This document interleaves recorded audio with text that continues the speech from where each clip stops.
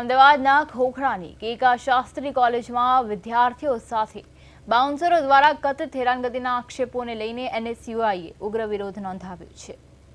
ખાસ કરીને વિદ્યાર્થીનીઓ સાથે અયોગ્ય વર્તન કરવામાં આવ્યું હોવાનો આક્ષેપને લઈને એનએસયુઆઈ મેદાને આવ્યો છે। એનએસયુઆઈના આક્ષેપ મુજબ બાઉન્સરો દ્વારા વિદ્યાર્થીનીઓને ચિઠ્ઠી મારફતે મોબાઈલ નંબર આપવામાં આવ્યો હોવાનો પણ દાવો કરવામાં આવ્યો છે। આ સમગ્ર મામલે વિદ્યાર્થીનીઓની સુરક્ષા અને સન્માનનો મુદ્દો ઉઠાવી એનએસયુઆઈ દ્વારા વિરોધ કરવામાં આવ્યો હતો। સંગઠને સમગ્ર ઘટનાની નિષ્પક્ષ તપાસ કરવાની માંગ કરી છે।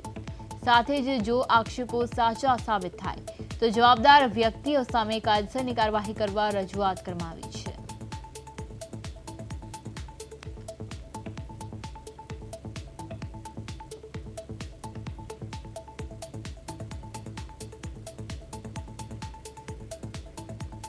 ત્યારે પ્રવક્તા એનએસયુઆઈના નારાયણભાઈ ભરવાડ આપણી સાથે જોડાઈ ગયા છે ફોન લાઈન પર। નારાયણભાઈ, સૌપ્રથમ પ્રદેશ 24 ગુજરાતીમાં આપનું સ્વાગત છે। જેવી રીતે આ ઘટના જે મુદ્દો જે આવ્યો છે કે બાઉન્સરો સામે વિદ્યાર્થીનીઓએ ગંભીર આક્ષેપ કર્યા છે, ખાસ કરીને વિદ્યાર્થીનીઓ કે જેઓ છોકરીઓ છે તેમની સાથે અયોગ્ય વર્તન થયું હોય તેવા આક્ષેપ કરવામાં આવ્યા છે, તે મુદ્દાને આપ કઈ રીતે જોઈ રહ્યા છો? ઘણા સમયથી વિદ્યાર્થીઓની ફરિયાદ હતી કે કોલેજમાં બાઉન્સરો દ્વારા દાદાગીરી કરવામાં આવે છે અને અશોભનીય વર્તન કરવામાં આવે છે। તેને લઈને આજે અમે વિરોધ કર્યો છે અને અમારી સ્પષ્ટ માંગણી છે કે જે પણ બાઉન્સરો રાખ્યા છે એને તાત્કાલિક દૂર કરો, જેઓ કોલેજમાં ભયનું વાતાવરણ ઊભું કરે છે। અને જે પણ આ બાઉન્સરો આ વાતમાં સંડોવાયેલા હોય એમને તાત્કાલિક ધોરણે અને આ કંપનીને બ્લેકલિસ્ટ કરવામાં આવે એવી અમારી આજ માંગ હતી। અને માંગને લઈને આજે અમને કોલેજ દ્વારા આશ્વાસન આપવામાં આવ્યું છે કે જલ્દીમાં જલ્દી પગલાં ભરવામાં આવશે। જી નારાયણભાઈ, ચોક્કસપણે એટલે તમે કદાચ ત્યાં બાઉન્સરો સાથે પણ વાત કરી હશે, તો બાઉન્સરોનું શું કહેવું હતું અને તેમણે પોતાનો બચાવ કઈ રીતે કર્યો હતો? ફોટા બી આપ્યા છે કે જે કોલેજની અંદર બાઉન્સરો બે બટન ખુલ્લા રાખીને ચશ્મા પહેરીને ખુલ્લેઆમ ફરી રહ્યા છે, તો હું તો એ કહું છું આવી કોલેજ સરકારી કોલેજોમાં બાઉન્સરની શું જરૂર પડે? જી, બાઉન્સરો છેડતી કરે છે। આનંદનગર ખાતે હજી 2 દિવસ પહેલા જે ઘટના બની, શું કેકા શાસ્ત્રી કોલેજ આવી ઘટના કોલેજમાં ઘટે એની રાહ જોઈ રહી છે? આવા બાઉન્સરો પર પગલાં ભરવામાં આવે અને જે પણ લોકોએ છેડતી કરી હોય બાઉન્સરોએ એને તાત્કાલિક ધોરણે ફરિયાદ કરે કોલેજ।